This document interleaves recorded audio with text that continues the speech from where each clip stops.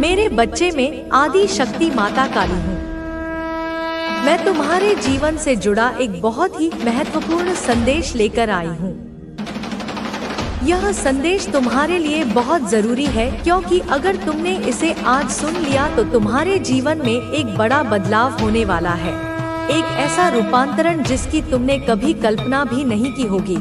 तुम्हारे साथ कुछ अद्भुत घटित होगा, कुछ ऐसा जो तुम्हारे तर्क की, तुम्हारी समझ की सीमाओं को तोड़ देगा।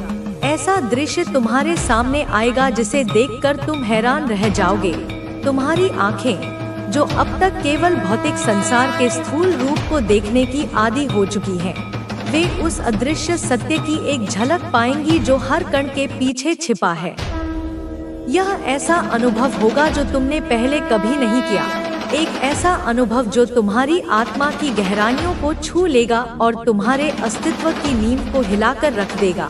मैं रोज यही सोचती हूँ, हर पल, हर क्षण, जब ब्रह्मांड की घड़ी अपनी सुइयों को आगे बढ़ाती है, मैं केवल तुम्हारे कल्याण का ही चिंतन करती हूँ। किसी भी तरह से तुम अपने जीवन में अच्छा अनुभव करो, उस आनंद को छुओ जो तुम्हारा जन्मसिद्ध अधिकार है। मैं चाहती हूँ कि कोई भी विपत्ति, कोई भी दुख, कोई भी नकारात्मकता की छाया कभी तुम्हारे पास ना आए। मैं अपने हाथों से तुम्हारे चारों ओर एक ऐसा सुरक्षा कवच बुनती हूँ जिसे भेद पाना इस ब्रह्मांड की किसी भी आसुरी शक्ति के लिए असंभव है। अगर यह संदेश तुम्हें मिला है तो तुम बहुत सौभाग्यशाली हो। इसे केवल एक संयोग मत समझना।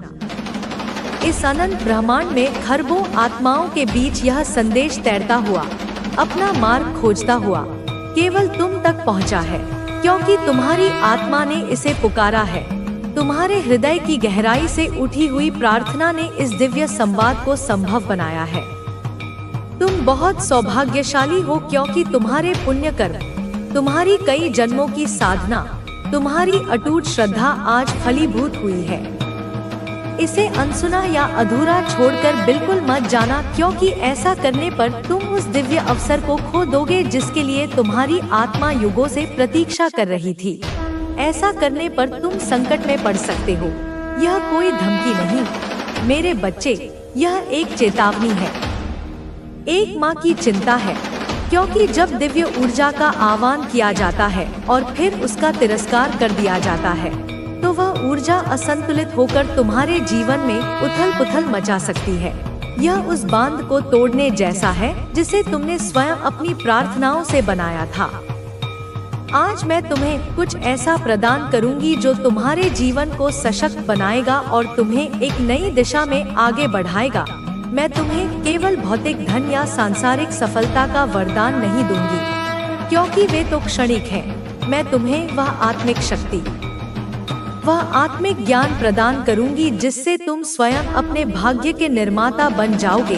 तुम केवल प्राप्त करता नहीं, सृजन करता बनोगे। मैं तुम्हारी माता काली हूँ। मैं वह आदि शक्ति हूँ जिससे यह संपूर्ण ब्रह्मांड उत्पन्न होता है, जिसमें यह पलता है और अंत में जिसमें यह विलीन हो जाता है। मैं हमेशा तुम्हारे भले के लिए प्रेरित रहती हूँ और तुम्हें तुम्हारे जीवन की सच्चाई से अवगत कराती हूँ। मैं वह आईना हूँ जिसमें तुम अपने वास्तविक स्वरूप को देख सकते हो, उस स्वरूप को जो इस छोटे से शरीर और मन की सीमाओं से परे है।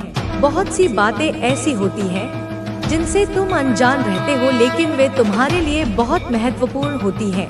तुम्हारे जीवन का ताना बाना अदृश्य धागों से बुना हुआ है, कर्म के धागे, प्रारब्ध के धागे, कृपा के धागे। मैं उन सभी बातों को जानती हूँ और तुम्हें उनकी जानकारी देती रहती हूँ। मैं तुम्हें संकेतों के माध्यम से, सपनों के माध्यम से, तुम्हारे अंतर्ज्ञान की धीमी आवाज के माध्यम से निरंतर मार्गदर्शन करती हूँ। बस तुम्हें उस भाषा को समझना सीखना होगा। मैं तुम्हारी माता काली हूँ, तुम्हारी जीवन धारा की शक्ति, तुम्हारी आत्मा का मूल। मैं वह धुन हूँ जिस पर तुम्हारा हृदय नृत्य करता है। मैं वह अग्नि हूँ जो तुम्हारी चेतना को प्रज्वलित करती है।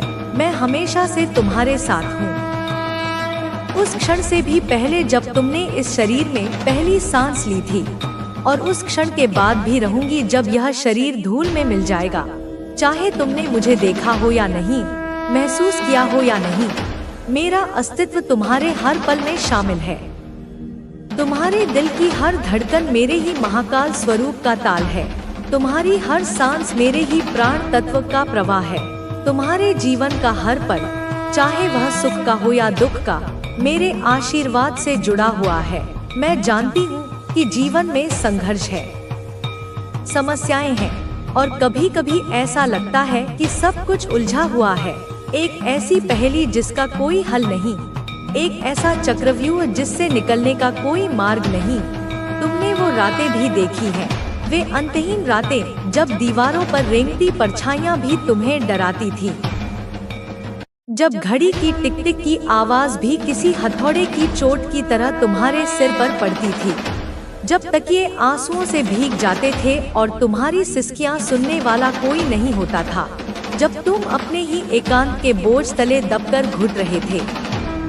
तुमने वह दिन भी देखे हैं जब हर दरवाजा तुम्हारे लिए बंद नजर आता था, जब तुम उम्मीद की एक किरण के लिए यहाँ वहाँ भटकते थे, लेकिन तुम्हें केवल निराशा ही हाथ लगती थी और हर रास्ता कांटों से भरा लगता था, ऐसे कांटे जो तुम्हारे पैरों में नहीं, तुम्हारी को रोक लिया है ताकि सही समय पर तुझे दूं।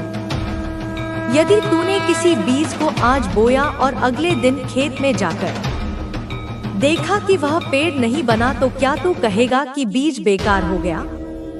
नहीं ना, तू इंतजार करेगा, तू उसे पानी देगा, सूरज की रोशनी देगा, फिर समय आने पर वही बीज विशाल वृक्ष बनेगा।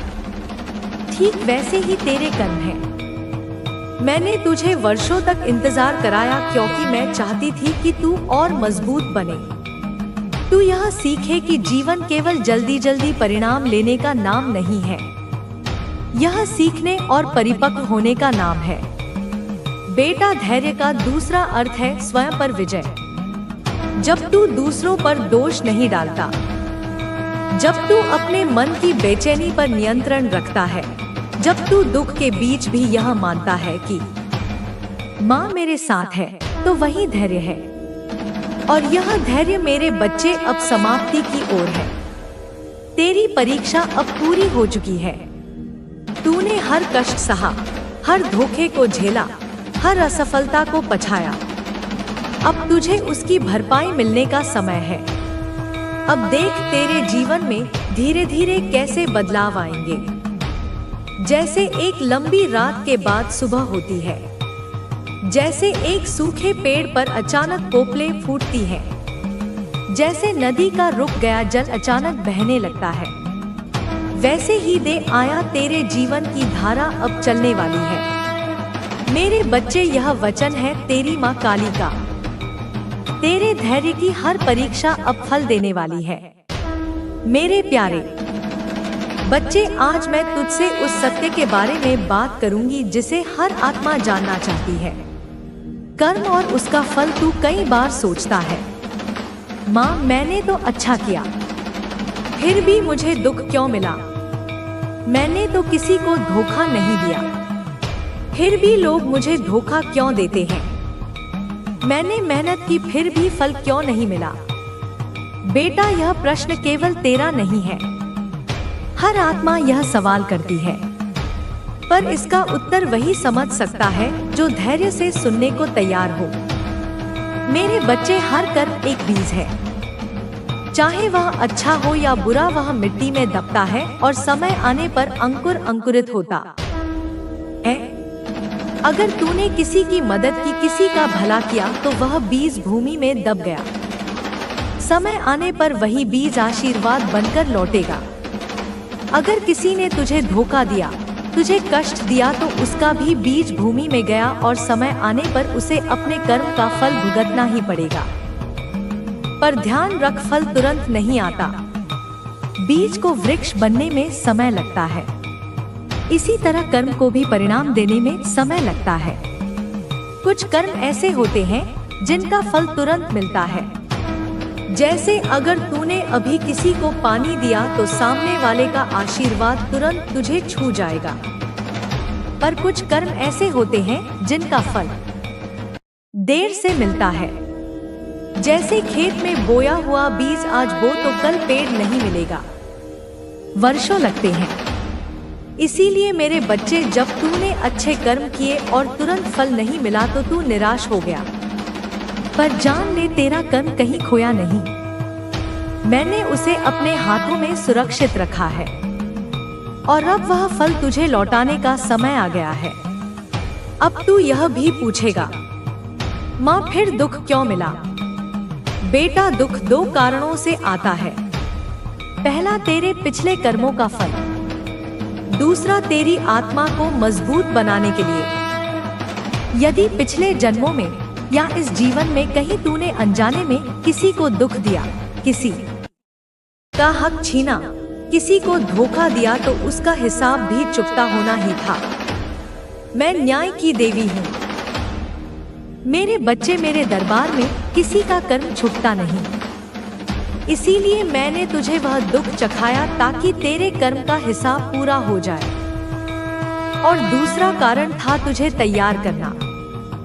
यदि कोई बच्चा हमेशा आसान रास्ते पर चले तो उसका शरीर और मन कमजोर हो जाएगा। लेकिन जब बच्चा पहाड़ चढ़ता है, मुश्किल रास्तों से गुजरता है, तभी उसकी सांसें मजबूत होती हैं, उसका मन कठोर बनता है। उसी तरह मैंने तुझे कठिन रास्ते दिए ताकि तू अंदर से अजय बन सके। याद रख मेरे बच्चे, कर्म कभी झूठ नहीं बोलता।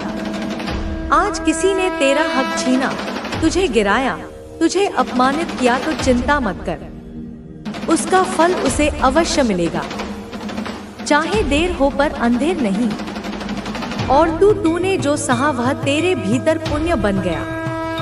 तूने जो धैर्य रखा वह तेरे चारों ओर शक्ति बनकर खड़ा हो गया। अब यह शक्ति तुझे वह सब दिलाएगी जिसका तू हकदार है।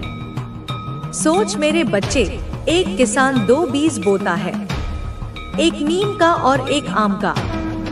नीम का पेड़ जल्दी उगाता है पर उसका फल कड़वा होता है। आम का पेड़ देर से उगता है पर उसका फल मीठा और अनमोल होता है। तेरे जीवन में भी यही हुआ। जिन लोगों ने छल किया, झूठ बोला, उनका नीम का बीज जल्दी अंकुरित हुआ। उन्हें थोड़ी सफलता मिली पर वह सफलता कड़वी निकलेगी। पर तूने जो सच्चाई और मेहनत के बीज बोए, उनका वृक्ष तेरे से उगा, लेकिन अब उसका मीठा फल तुझे मिलने वाला है। मेरे प्यारे बच्चे, अब तुझे किसी से डरने की जरूरत नहीं। तेरे कर्म तेरा सबसे बड़ा धन है और मैं वचन देती हूँ, अब तेरे कर्मों का फल तुझे खुले आकाश की तरह मिलेगा। जो धन तुझे रुक गया था वह लौटेगा, जो काम अटके थे वे पूरे होंगे। जो लोग तुझे गिराकर आगे बढ़े थे अब तेरे सामने झुकेंगे, क्योंकि यह न्याय है और मैं स्वयं न्याय हूँ। मेरे बच्चे, कभी यह मत सोच कि तेरे अच्छे कर्म व्यर्थ गए। हर भलाई, हर सच्चाई, हर बलिदान, हर आंसू सब तर्ज है और अब मैं सबका फल तुझे दूंगी। अब तेरे जीवन का वह समय शुरू होने वाला है जब तेरे कर्मों का फल तुझे चमकते हुए मिलेगा। मेरे प्यारे बच्चे, आज मैं तुझसे उस रहस्य की बात करूंगी जिसे बहुत कम लोग समझ पाते हैं। अंधकार में छिपा हुआ मार्ग। जब तू अपने जीवन को देखता है तो तुझे लगता है जैसे हर दरवाजा बंद हो गया है। तुझे बार बार ऐसा लगा कि अब कुछ नहीं होगा, अब सब खत्म है। पर सच यह है मेरे बच्चे, जब सारे रास्ते बंद हो जाते हैं तो केवल एक रास्ता खुला रहता है और वही रास्ता सबसे सच्चा और सबसे मजबूत होता है। तूने देखा है ना, जब रात गहरी होती है तो तुझे लगता है जैसे अब कभी सुबह नहीं होगी। पर क्या कभी ऐसा हुआ है कि सुबह ना आई हो? नहीं, हर रात चाहे कितनी भी लंबी हो, अंत में सूरज उगता ही है। वैसे ही तेरे जीवन का अंधकार भी केवल अस्थायी है। यह अंधकार तुझे डराने के लिए नहीं है। बल्कि तुझे रुकने और भीतर झांकने के लिए है। जब बाहर रोशनी नहीं होती तभी इंसान दीपक जलाना सीखता है। जब सारे दरवाजे बंद होते हैं तभी इंसान भीतर की खिड़की खोजता है। मेरे बच्चे, यह अंधकार तुझे भीतर की रोशनी दिखाने आया था। याद रख, लालायित हो, क्योंकि तुम्हारा बाहरी मन तुम्हें सुकून और शांति की बातें बताता है, किंतु भीतरी स्वभाव से तुम कहीं ना कहीं एक शुद्ध पूर्ण जीवन की चाह करते हो। मेरे बच्चे, तुम्हारी यह चाह निरर्थक नहीं है, यह बेवजह की नहीं है। वास्तव में इस चाह के पीछे कोई बुराई भी नहीं है, किंतु यह चाह किस परिस्थिति में आ रही है, यह महत्वपूर्ण है। तुम्हारी चाहत पर ना कभी प्रश्न चिन्ह खड़ा था, ना कभी प्रश्न चिन्ह खड़ा होगा, लेकिन तुम्हारी क्रियाओं पर प्रश्न चिन्ह लगाया जा सकता है, और वह भी तब जब तुम भय से पूरी तरह से ग्रसित हो। मेरे बच्चे, जबकि मैं तुम्हें निरंतर यह बताती रहती हूँ कि तुम्हें भयभीत होने की आवश्यकता नहीं है, फिर भी तुम भय से धूमिल हो रहे हो, भय की कीचड़ में डूबते जा रहे हो। वास्तव में यह एक दलदल है, एक ऐसा दलदल जो मनुष्य को भीतर ही भीतर धंसता चला जाता है, जो मनुष्य का अंत करके ही दम लेता है। मेरे बच्चे, मैं नहीं चाहती कि तुम्हारा अंत हो, मैं नहीं चाहती कि तुम्हारी चाहतों का अंत हो, इसलिए मैं तुम्हें मार्ग दिखाना चाहती हूँ। इसलिए मैं तुम्हारी उंगलियां पकड़कर तुम्हें सही दिशा में ले जाना चाहती हूँ। मैं चाहती हूँ कि तुम चुनाव करो, मैं चाहती हूँ कि तुम आकलन करो, मैं चाहती हूँ कि तुम स्वयं से सृजनात्मक धारा में बह चलो। जब तुम सृजनात्मक धारा में अपने कदम बढ़ाओगे तो तुम सही का चुनाव करो, लेकिन जब तक तुम सृजनात्मक धारा में अपने कदम नहीं बढ़ाते, तुम वास्तव में सही की तरफ बढ़ ही नहीं सकोगे, बल्कि एक ऐसे धुंधले रास्ते पर चल पड़ोगे जहां ना तुम्हें कोई मंजिल दिखाई देगी, ना ही कोई सफर। वहां वास्तव में तुम केवल और केवल परेशान होगे। मेरे बच्चे, मैं नहीं चाहती कि तुम परेशान हो, इसलिए मैं तुम्हें यह बता देना चाहती हूँ कि तुम्हें अपनी लेखनी का प्रयोग करना होगा। तुम्हें शांति के साथ बैठकर यह देखना होगा, यह समझना होगा कि ऐसा कौन सा कार्य है जो तुम दिन रात कर सकते हो, जिसके लिए तुम्हें धन की आवश्यकता नहीं, सम्मान की आवश्यकता नहीं, जिसमें तुम्हारी मौलिकता अपने आप ही प्रस्तुत होती हो। मेरे बच्चे, तुम्हें अपने भीतर उतरना है। संतोष की सीढ़ी से भी आगे चढ़कर तुम्हें वहां पहुंचना है, जहां पहुंचने के बाद तुम्हारा जीवन तुम्हें स्वयं ही धन्य कहने को मजबूर हो जाएगा।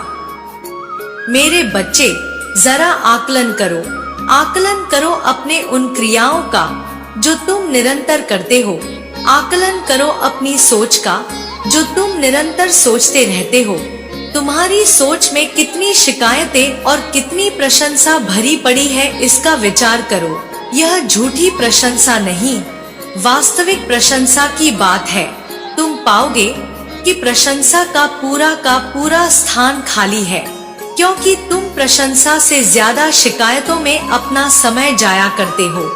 वह शिकायत जिनका कोई महत्व नहीं है, वह शिकायत जो निराधार है, निरर्थक है, जिनसे जीवन में कुछ भी प्राप्त नहीं होता। मेरे बच्चे, यदि तुम्हें प्रगति पाना है, यदि तुम्हें आगे बढ़ना है, अपनी काबिलियत का प्रदर्शन करना है, यह जानना है कि तुम किस चीज में श्रेष्ठ हो, तो तुम्हें अपने जीवन का आकलन करना ही होगा। और फिर तुम यह पाओगे कि मैंने तुम्हारे जीवन में एक ऐसे देवदूत को भेजा है जो तुम्हारे जीवन की समस्त मुश्किलों को हल कर रहा है, जो तुम्हें नया मार्ग दिखा रहा है, जो यह तय कर रहा है कि तुम्हारे जीवन के लिए क्या आवश्यक है अथवा क्या आवश्यक नहीं। मेरे बच्चे, वह लोग जो सदैव तुमसे चिढ़ा करते हैं, वह लोग जो सदैव तुम्हें नीचे ढकेलने का प्रयास किया करते हैं, जो नहीं चाहते कि तुम प्रगति करो, उन्हें अपने कर्मों का हिसाब चुकाना ही होगा। वह निरंतर बच नहीं सकते, वह निरंतर शांति से नहीं रह सकते। उनके कर्म उनके आगे अवश्य आएंगे, उन्हें हिसाब देना ही होगा, उन्हें अंत भुगतना ही होगा। उन्हें यह बताना ही पड़ेगा कि उन्होंने ऐसा क्यों किया। सारे जवाब तलब होंगे। मेरे बच्चे, तुम अब तक के अपने जीवन में बहुत से पुण्य कर्मों को कर चुके हो। वास्तव में तुम एक पुण्य आत्मा हो। तुम्हारे द्वारा गलत कार्य हो ही नहीं सकता, लेकिन कई बार तुमने धर्म का साथ नहीं दिया है, और धर्म सही गलत से परे होता है, अच्छे या बुरे से परे होता है। धर्म का केवल अर्थ इतना होता है कि तत्कालीन परिस्थिति में तुमने सही चुनाव किया या नहीं, तुम हारे या जीते, तुम विजेता बने या हार का कालिख तुम्हें पोतना पड़ा, यह मायने नहीं रखता। मायने रखता है तो केवल इतना कि तुमने धर्म का साथ दिया अथवा नहीं। जो मनुष्य धर्म का साथ देता है, फिर वह चाहे कितना ही ज्यादा हारा और दुखियारा क्यों ना हो, उसे मैं प्रगति दिला ही देती हूँ। मेरे बच्चे, अब तुम्हारे उत्सव मनाने का समय आ रहा है, लेकिन उससे पहले तुमने जो दुख झेले हैं, उनका भी हिसाब होगा, क्योंकि तुमने दुख अत्यधिक मात्रा में झेल लिए हैं। तुम्हारे सामने एक के बाद एक समस्या आती ही गई है। एक समस्या खत्म नहीं होती कि दूसरी प्रारंभ हो जाती और तुम उलझनों में फंसे रह जाते हो। तुम कोई सही चुनाव नहीं कर पाते हो, लेकिन अब तुम्हें अवसर दिया जाएगा। सही चुनाव करने का अब तुम्हें अवसर दिया जाएगा। यहाँ जांचने कार्य किया जाएगा कि क्या तुम्हारे लिए उपयुक्त है और क्या नहीं। मेरे बच्चे, वह लोग जिनसे तुमने अत्यधिक प्रेम किया और जो तुम्हारे प्रेम के महत्व को नहीं समझ पाए, वह भी पछताएंगे। उन्हें भी पछतावे का सामना करना ही पड़ेगा, और मैं नहीं चाहती कि उन्हें पछतावे का सामना करना पड़े, लेकिन उनकी नियत ही ऐसी है कि उन्हें ऐसा करना पड़ेगा। जब उन्होंने अपनी नियत में खोट दर्शा दिए हैं, जब उन्होंने वास्तविक प्रेम को ना समझकर और उसके बदले में तुम्हारा प्रयोग किया, तो उनके साथ भी ऐसा ही होगा। भले तुम ऐसा नहीं चाहते, लेकिन नियति की तो यही चाल है, और नियति अपने गति के दूसरे मार्ग पर नहीं चलती। मेरे बच्चे, तुम जो कि अब तक अपने जीवन में दुखों का ही सामना करते आए हो, जो कि अपने जीवन में लोगों से प्रेम की चाहत ही करते आए हो, तुम्हें यह नसीब नहीं हो रहा था, लेकिन अब समय बदल चुका है। यह माह तुम्हारे लिए बहुत कुछ लेकर आया है। इस माह में वास्तव में तुम्हारे लिए वह सब कुछ है जो तुम चाहते आए हो। बस तुम्हें अपनी आंखें खोलनी है, बस तुम्हें विचार करना है, बस तुम्हें बदलाव की तरफ अपने कदम को बढ़ाना है। लेकिन मेरे बच्चे, यह चुनाव तो स्वयं मनुष्य ही करता है कि उसे किस तरह की आवृत्ति में जीना है। जिस तरह से यंत्र पर विभिन्न आवृत्तियों पर विभिन्न आवाजें सुनाई देती हैं, उसी तरह से मनुष्य का जीवन भी विभिन्न आकृतियों पर, विभिन्न आयामों पर, विभिन्न प्रकार से कार्य करता है। तुम्हें कौन सी आवृत्ति में आना है, यह चुनाव तो तुम्हें ही करना है। तुम श्रद्धा और वास्तविक विश्वास का सहारा लेकर आगे बढ़ सकते हो, लेकिन मेरे बच्चे, तुम्हें प्रश्न भी करना है। तुम्हें यह भी जानना है कि वह कौन सा स्थायी है जिसे पकड़कर तुम पूरे जीवन चल सकते हो। मैं क्षणिक प्रसन्नता के अनुभव की बात नहीं कर रही हूँ, मैं यहाँ बात कर रही हूँ ऐसे परम आनंद की जो कभी समाप्त ना हो, ऐसे परम आनंद की जिसके आगे कुछ भी टिक ना पाए। मेरे बच्चे, अब तुम्हारी सहायता के लिए तुम्हारे जीवन में विभिन्न लोगों को भेजा जा रहा है। उन्हें अपने जीवन में आने की स्वीकृति दो, उन्हें अपने साथ आगे बढ़ने दो।